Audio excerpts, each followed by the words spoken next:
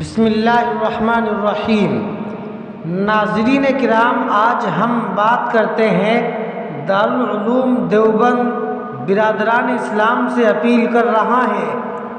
وقف اسلام کا ایک اہم ترین عمل ہے اور مالی عبادت بھی۔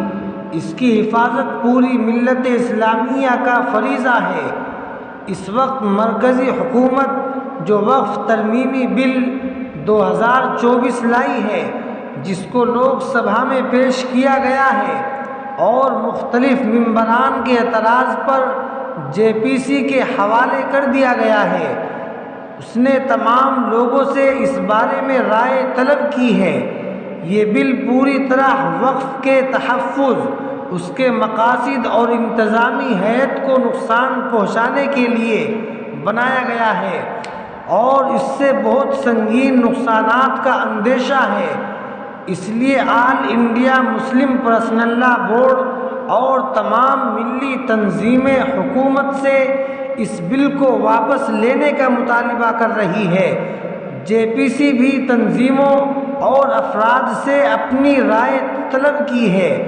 آل India Muslim Personal Law Board نے اخبارات اور سوشل میڈیا کے ذریعے JPC کا ای میل ایڈریس اور اپنے مطالبے کا مختصر مضمون جاری کیا ہے اور اس میں بارکوڈ بھی ڈالا گیا ہے تاکہ لوگوں کو سہولت ہو۔